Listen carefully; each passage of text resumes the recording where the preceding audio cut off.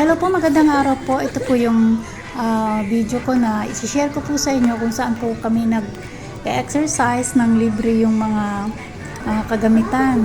Ayan, ito po nataon pa nga merong dogaton. Ayan, tingnan nyo. Sabay sila ng kanyang doggy na tumatakbo. Iba-ibang klase po yung mga dogs na may maliliit. Ang cute po nila, may mga balahibuhin, may malaking ganyan. Ayan, ito po yung likod ng aming City Hall. Bali paikot po ito dito na puno ng pa-exercisean na may mga nag-donate. Ayan. Ito po hindi ko akalain na ando po si Mayor. Ayun, no? Ayan po yung umiikot na hinaupuan. Yan po yung Mayor namin, naka-t-shirt lang, tsinelas. Ayan, pasyal siya dito. Palagi naman siya dito, nag-exercise din.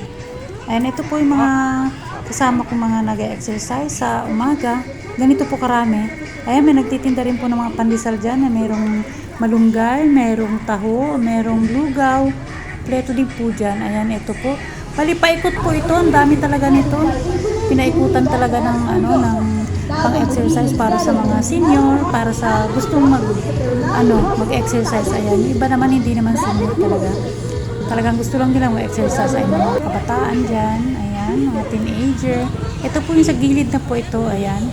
Tapos na po kasi akong mag-exercise kaya dito naman ako sa banda dito na nag-video na lang. Ayan, ayan po yung aming pinupuntahan tuwing umaga. Minsan kaka-skip din kami ng 1-2 araw ganyan na hindi pumunta.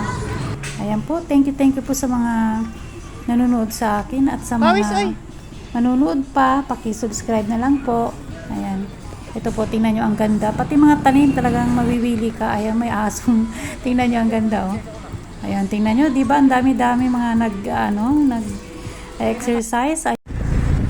At ito na nga po, pauwi na po kami nito. Bali, dito na kami dumaan sa likod. Tingnan nyo naman ang ganda ng mga view kahit sa likod na to. Saka marami pa rin umiikot para dyan sa pag-jogging. Ayan, may mga nag-jogging. Ayan, pwede na tayong likot pa ganun. Nakasakay na rin kami ng sasakyan yan. Ito po yung likod. Ayan, likod ng aming po. Nakikita nyo yung mataas na yan. Yan po yung pinakamataas na Christmas tree sa Pilipinas. Yun po. Kaya lang hindi ko pa naitaas. Sige lang. Pagka kukuhanan po natin yan. Yung may ilaw na, yung malapit ng December. Ayan, kukuhanan ko yan. Huwag kayo mag-alala. Kukuhanan natin yan. Ito po. Maraming salamat po. Ayan.